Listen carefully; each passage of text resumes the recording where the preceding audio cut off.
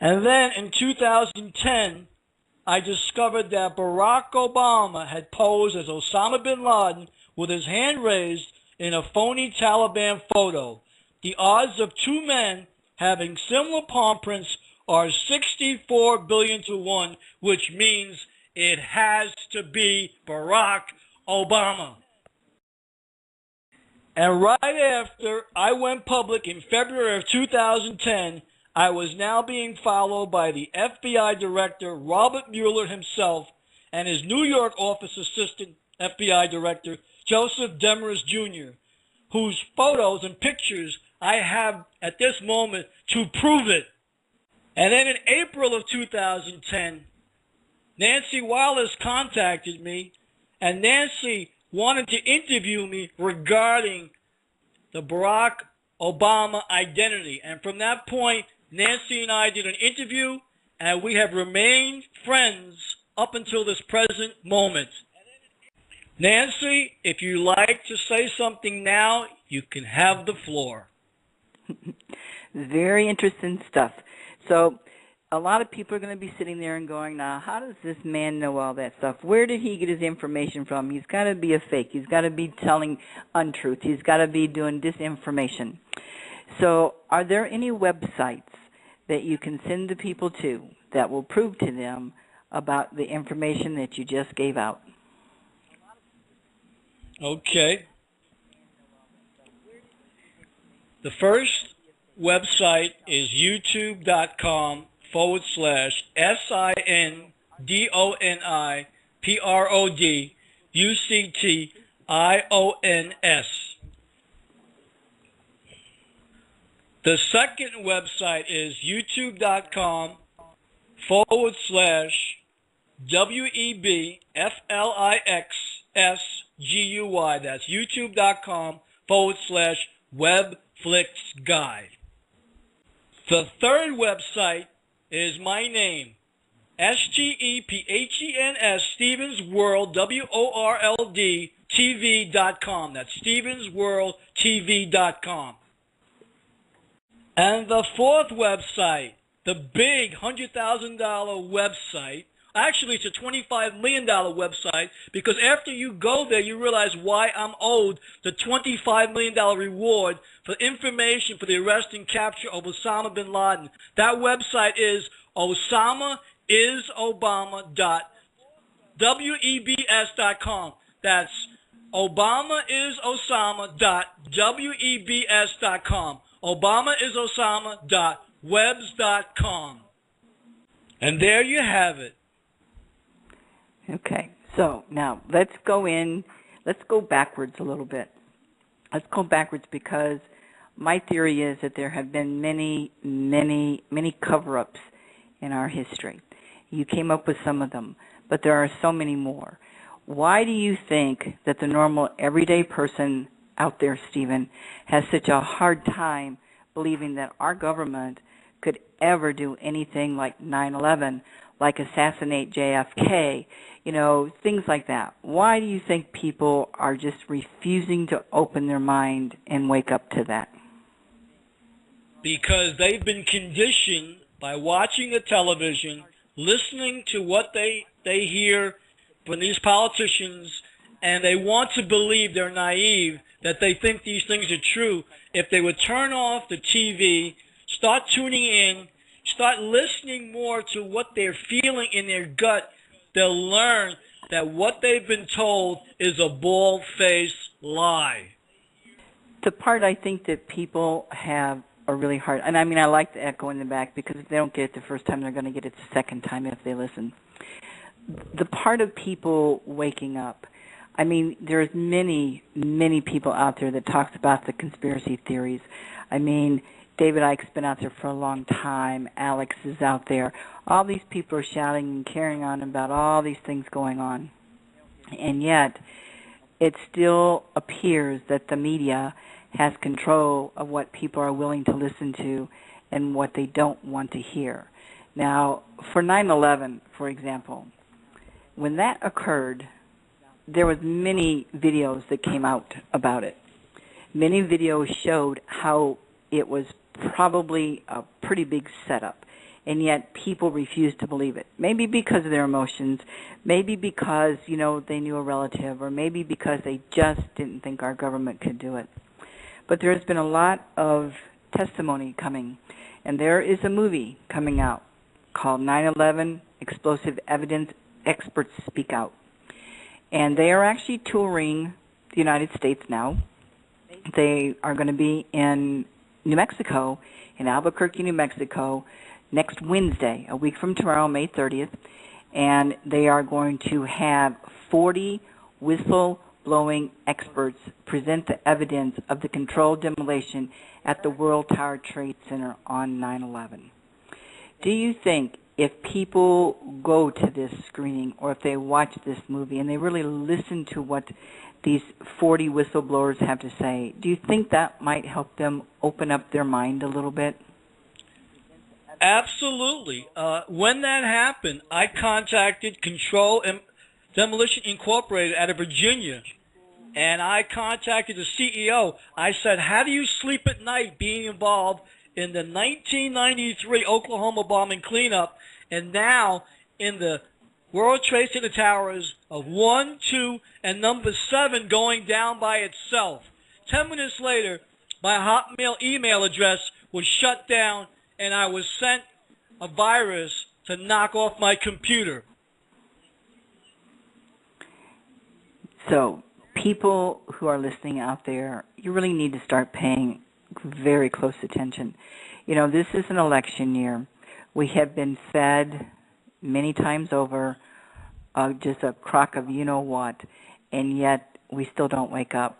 My question, I guess, is what's it going to take to wake up the American people to find out that they are actually allowing themselves to be sold down the river with a very short paddle, if at all a paddle. I get a bunch of emails from all kinds of people. One of the emails I got I was trying to find, and I can't find it for some reason now, and I've gone through it the whole time you've been talking. And the email, I never even got to read it, stated that there was a Democratic somebody who had proven that Obama's birth certificate was a total fake. And then there's the Arizona people who are, like you said a little bit earlier, probably going to take him off the ballot because they don't buy into this anymore. If people started to go back in history like what you did, and they can connect the dots, let's call it, because I'm sure it started before 1930.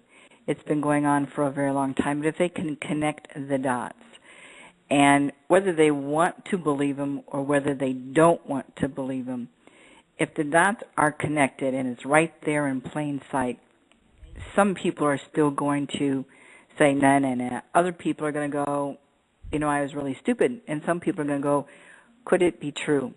There's been many statements made that fact is often stranger to believe. I should say fiction is often stranger to believe than nonfiction. And that's vice versa. Well, the reason I use 1930 to start today is because we are now living under the Fourth Reich.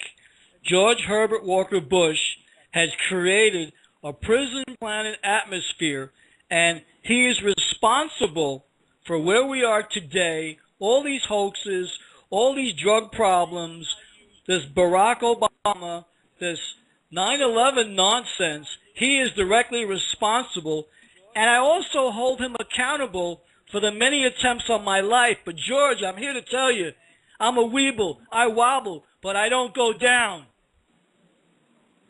It's really there. I should say there's a lot of people out there, who are trying to make their statements, who are trying to get people, Occupy. That was a big farce, not because the people didn't believe it, but they had no leadership in it. I think if they had a leadership, it would have made a big difference, and it would not have gone away so easily. But the fact of the matter is they also had a lot of people who decided to come in there who really were just trying to make them look really bad and decided that it was time for them to go away. And, of course, they did. So do you think, let's just think for a minute, do you think that if the facts were all given, like you just did, if they were given kind of, series by series. And the people really decided to look into things. Now, granted, most human beings are pretty lazy, and they want everybody else to fix things, or they want everybody else to do it. They don't want to take responsibility. But if they took the responsibility to really, tear into all that information that's out there, do you think it might cause a revolution, a new revolution? I think it's inevitable that it's going to happen. But what's got to happen is someone who's got the courage to stand up to the lead domino and knock him down. Okay, but now there's many lead dominoes who all work kind of together. I mean, if you really look at how our world and the different countries are all caving in and going on this downward motion with our stock market going crazy, gold going up in prices, and soon water will too, and so will silver be at their all-time high. People are either going to have to do something about that, or they're going to continue to run in fear. And if they continue to run in fear, what they're seeing now, they need to times it by at least 100 as far as bad things yet to come. Would you agree with that? I would agree. And the reason why George Bush is the catalyst for the domino, and I speak now to the people in Paraguay, ayúdame, help me. Right now, George Herbert Walker Bush has bought all the aquifers in Paraguay to control the water in South America. The water is the next frontier that they're trying to take advantage of, and George Herbert Walker Bush must be stopped. Okay, and that may be true, except people who are listening are going to go, and how do we do that? You can call him out all you want, but the media is going to cover his butt for him like it has, like it's covered everybody's butt. So what can the people really do? They can protest, they can go up, and they can say all kinds of things. With the new law that's been passed, could possibly be put in jail for no apparent reason, never be able to talk to any relatives, and everything be taken from them. And people who know that are probably not going to be so strong as to go out there and try to give all that up. So how else can it be done?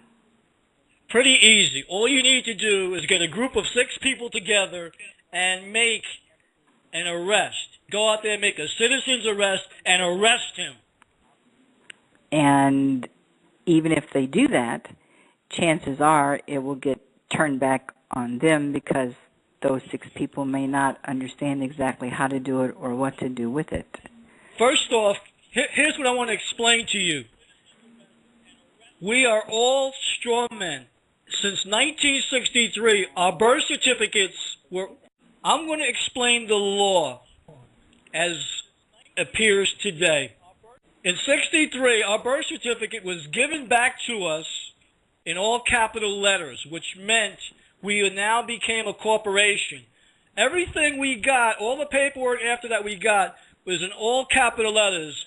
Your driver's license, your library card, everything that you've gotten from 1963 forward is all capital letters. Your birth certificate was then sold to banks in Europe, and then you became collateral for all the hard work that you're going to do for the next 40 years was now borrowed by the senators and congressmen, now borrowed from the Federal Reserve Bank on every American citizen as collateral.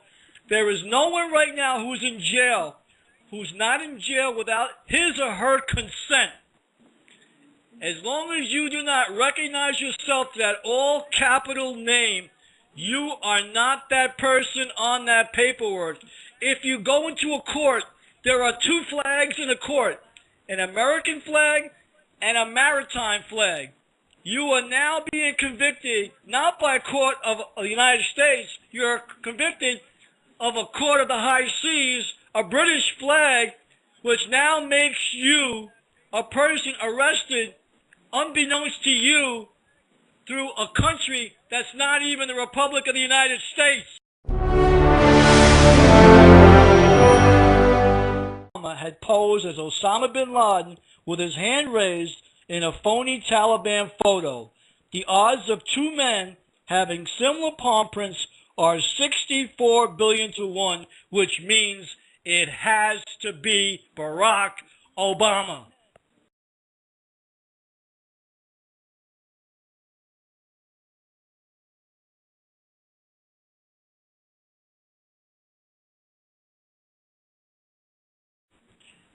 And then in 2010, I discovered that Barack Obama, and right after I went public in February of 2010, I was now being followed by the FBI director, Robert Mueller himself, and his New York office assistant, FBI director, Joseph Demers Jr., whose photos and pictures Nancy and I did an interview, and we have remained friends up until this present moment. Nancy, if you like to say something now, you can have the floor. Very interesting stuff. So a lot of people are going to be sitting there and I have, at this moment, to prove it. And then in April of 2010, Nancy Wallace contacted me, and Nancy wanted to interview me regarding the Barack Obama identity. And from that point,